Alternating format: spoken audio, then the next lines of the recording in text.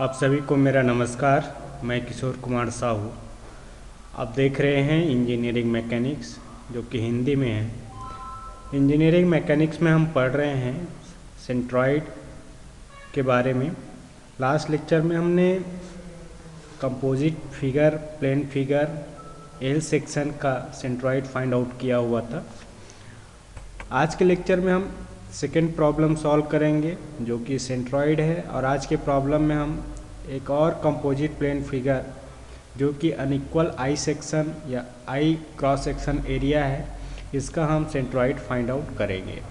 Clear है? जैसा कि आपको स्क्रीन पे प्रॉब्लम दिखाई दे रहा है, determine the centroid of the cross section area of an unequal I section as shown in figure. देखिए, आई सेक्शन दो तरीके से होता है। ये इसमें तीन पार्ट होता है। ये बॉटम वाला रेक्टेंगल और अपर वाला रेक्टेंगल आप देख रहे हैं, ये हॉरिजॉन्टली रहता है, इसको हम लोग फ्लैंज कहते हैं। और ये बीच में जो वर्टिकली रहता है, इसको वेव कहते हैं। ठीक है, तो इस तरीके से ये आई सेक्शन, ऊपर और नीचे जो रेक्टेंगल है, अगर इसका साइज और शेप इक्वल है तो ये इक्वल आई सेक्शन कहलाता है। अगर ये साइज अलग अलग है तो अनइक्वल आई सेक्शन कहलाता है। जैसे कि आपको डायग्राम में दिखाई दे रहा है, ये अनइक्वल आई सेक्शन है। ठीक है, यहाँ पे बेस पे ये लेंथ ज़्यादा है और टॉप पे ये लेंथ कम है, तो अनइक्वल आई सेक्शन है ये। ठीक है, तो इसमें डायरेक्ट डायमेंशन दिया हुआ है। नीचे बेस का जो लेंथ है 30 सेंटीमीटर है। ये वाला जो वर्टिकल लेंथ आपको दिया हुआ है 15 सेंटीमीटर। नीचे रेक्टेंगल का 5 सेंटीमीटर ये हाइट दिया हुआ है। टॉप रेक्टेंगल का 5 सेंटीमीटर हाइट है। बीच में जो रेक्टेंगल है उसका वेट आप बोल सकते हैं 5 सेंटीमीटर, और टॉप में जो रेक्टेंगल है उसका लेंथ 20 सेंटीमीटर। तो इस तरीके से ये डायमेंशन दिया हुआ है। और एक आई सेक्शन है, और आई सेक्शन क्या है? एक कंपोजिट प्लेन फिगर है। कंपोजिट प्लेन फिगर का मतलब ये है कि ये जो क्रॉस सेक्शन एरिया आपको दिखाई दे रहा है या एरिया दिखाई दे रहा है, ये दो या दो से अधिक तरीके के प्लेन सरफेस से मिलके बना हुआ है। ठीक है, जैसे आप देखेंगे कि इसमें 3 रेक्टेंगल है, तो 3 रेक्टेंगल से मिलके ये आई सेक्शन बना हुआ है, तो एक कंपोजिट प्लेन एरिया है। तो इस कंपोजिट प्लेन एरिया का हमें सेंट्रॉइड फाइंड आउट करना है। सेंट्रॉइड का मतलब ये है कि जो आई प्लेन क्रॉस सेक्शन एरिया है, उसका एरिया किस पॉइंट पे कॉन्सेंट्रेशन होगा, ये हमें फाइंड आउट करना है। तो इसका सेंट्रॉइड फाइंड आउट करने के लिए हम क्या करेंगे?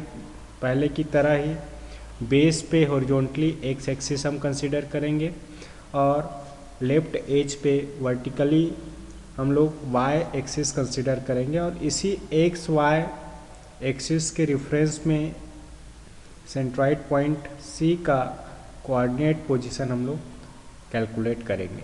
तो ओ इसका ओरिजिन पॉइंट है, एक्स वाई एक दूसरे के परपेंडिकुलर है। ठीक है, तो देखते हैं कि किस तरीके से इसको सॉल्व कर सकते हैं। तो इसका सेंट्रॉइड फाइंड आउट करने के लिए सबसे पहला स्टेप ये रहता है कि जो भी कंपोजिट एरिया है उसको एलिमेंट में ब्रेक करेंगे। मतलब ऐसे स्टैंडर्ड एरिया में हम ब्रेक करेंगे जिसका सेंट्रॉइड हमें पता रहता है। तो इस आई सेक्शन को हम क्या कर सकते हैं? देखिए, 3 रेक्टेंगल में ब्रेक कर सकते हैं। बेस में पहला रेक्टेंगल है, रेक्टेंगल नंबर 1 OABC। ठीक है, जिसका बी और एच की वैल्यू हमें पता होना चाहिए। लेंथ और हाइट ये पता होना चाहिए, तो इसका लेंथ और हाइट हमें पता है। वैसे ही EFGH ये दूसरा रेक्टेंगल है, इसका भी डायमेंशन हमें पता है। ठीक है, और एक तीसरा रेक्टेंगल हम ब्रेक कर लेते हैं, टॉप में जो रेक्टेंगल IJKL। इस तरीके से हमने 3 रेक्टेंगल में इसको ब्रेक कर लिया है। तो हमेशा जब भी आप कंपोजिट सेक्शन का सेंट्रॉइड फाइंड आउट कर रहे हैं, तो इस तरीके से 3 या अलग अलग एलिमेंट में ब्रेक करना है, स्टैंडर्ड एलिमेंट में जिसका सेंट्रॉइड हमें पता है। ये तीनों रेक्टेंगल है, तो रेक्टेंगल का सेंट्रॉइड हमें पता होता है। B/2 और H/2 पे उसका सेंट्रॉइड होता है, तो ये चीज़ हमें पता है। ठीक है, अब यहाँ पे रेक्टेंगल OABC के लिए बात करें तो इसकी लंबाई B 30 सेंटीमीटर, हाइट 5 सेंटीमीटर है। B1 H1 ये पता है। वैसे ही रेक्टेंगल EFGH की बात करें तो इसका B2 का वैल्यू क्या हो जाएगा? 5 सेंटीमीटर होगा। हॉरिजॉन्टल लेंथ को हम B ले रहे हैं और वर्टिकल लेंथ को हम H ले रहे हैं। ठीक है, और H2 15 सेंटीमीटर हो जाएगा EFGH के लिए। वैसे ही रेक्टेंगल IJKL के लिए क्या हो जाएगा, B3 20 सेंटीमीटर और H3 5 सेंटीमीटर हो जाएगा। क्लियर है। अब हमें पूरे आई सेक्शन का सेंट्रॉइड फाइंड आउट करना है, तो इसको फाइंड आउट करने के लिए हम मोमेंट एरिया मेथड अप्लाई करेंगे।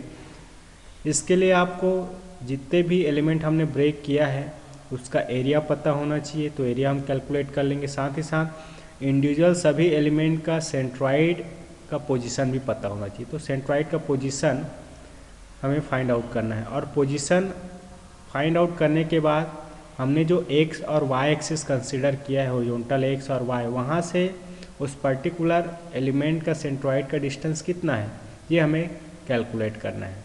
ठीक है, तो सबसे पहले आप इस तरीके से एक टेबल बना लीजिए। Figure, area, X coordinate of centroid, Y coordinate of centroid, सभी यूनिट सेंटीमीटर में, तो सेंटीमीटर में ही इसको लेके कैलकुलेट करना है।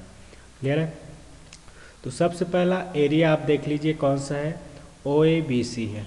OABC है, तो OABC का सेंट्रॉइड हमें पता है, ये कहाँ पे होगा, B1/2 और H1/2 पे होगा। अब ये जो सेंट्रॉइड मिला है वहाँ से हमने X1 Y1 एक्सिस ड्रॉ किया है और इसका सेंट्रॉइड C1 है।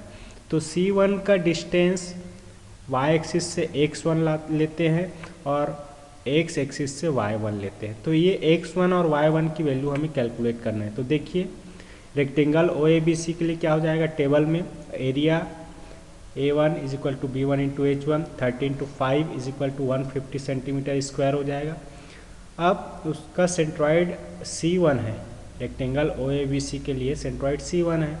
तो इस सेंट्रॉइड का X और Y एक्सिस से डिस्टेंस हमें कैलकुलेट करना है। तो Y एक्सिस से डिस्टेंस X1 है जिसका वैल्यू B1/2 होगा, जिसका जितना इसका सेंट्रॉइड है उतना ही बराबर होगा, 30/2 15 सेंटीमीटर ये आ जाएगा।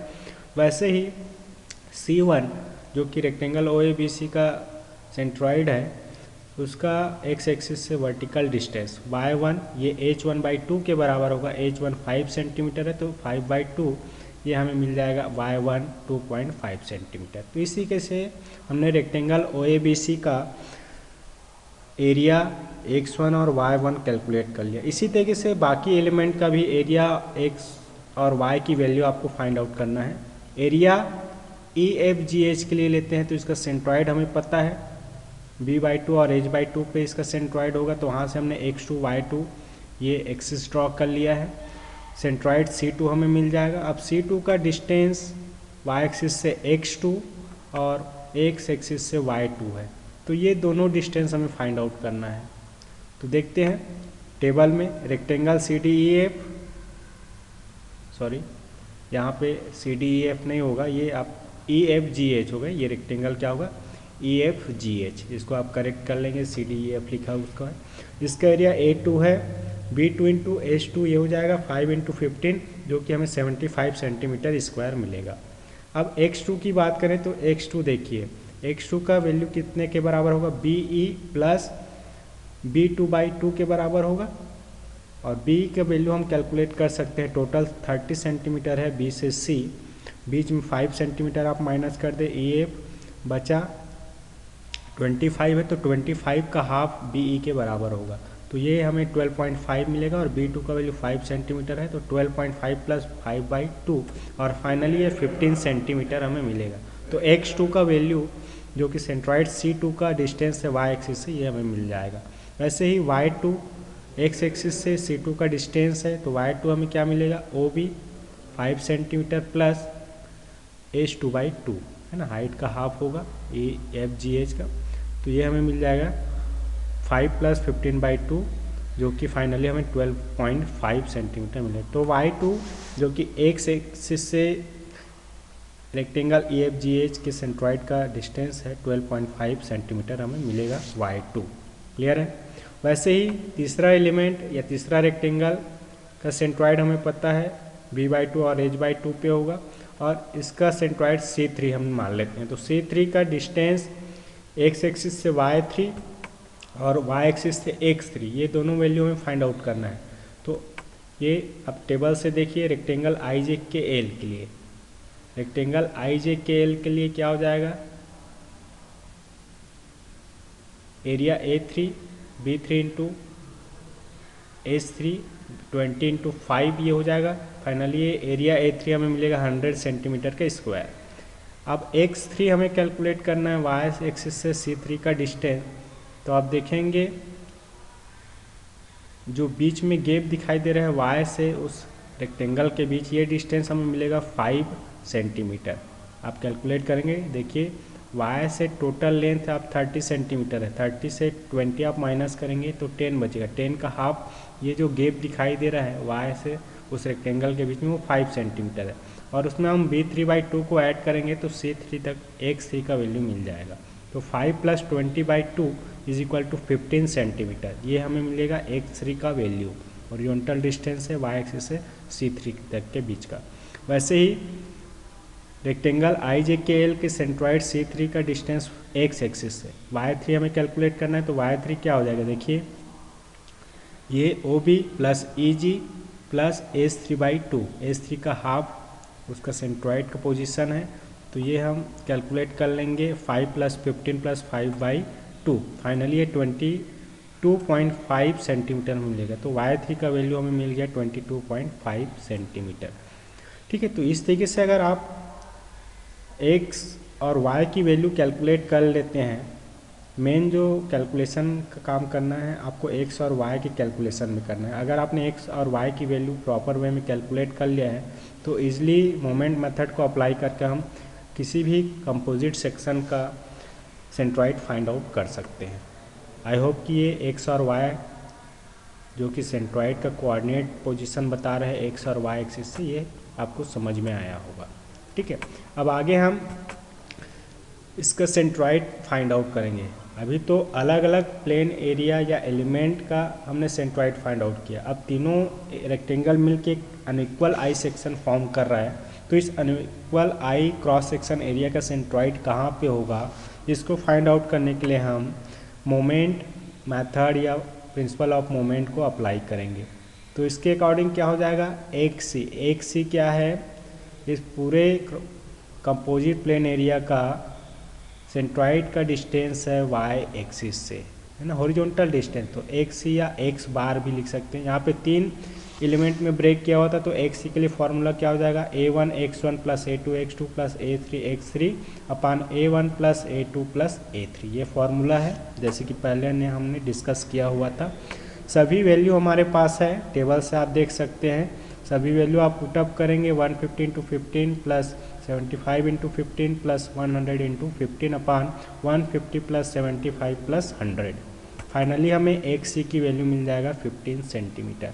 मतलब इस कंपोजिट अनइक्वल आई सेक्शन का जो सेंट्रॉइड है वाई एक्सिस से 15 सेंटीमीटर के डिस्टेंस पे होगा। क्लियर है। वैसे ही हम वाई सी कैलकुलेट कर लेंगे, वाई सी या वाई बार आप लिख सकते हैं, जो कि इस कंपोजिट प्लेन एरिया का सेंट्रॉइड का डिस्टेंस है एक्स एक्सिस से या वर्टिकल डिस्टेंस है एक्स एक्सिस से। ठीक है, ये हो जाएगा A1 y1 + A2 y2 + A3 y3 अपान A1 + A2 + A3। हम सभी वैल्यू यहाँ पे पुटअप करेंगे, है ना। A1 150 × 2.5 + 75 × 12.5 + 100 × 22.5 अपान 150 + 75 + 100। इसको हम सॉल्व करेंगे तो वाई सी की वैल्यू मिल जाएगा 10.96 सेंटीमीटर। और ये वाई सी क्या है, इस कंपोजिट प्लेन एरिया के सेंट्रॉइड का डिस्टेंस है एक्स एक्सिस से। तो एक्स एक्सिस से ऊपर 10.96 सेंटीमीटर के डिस्टेंस पे इसका सेंट्रॉइड होगा।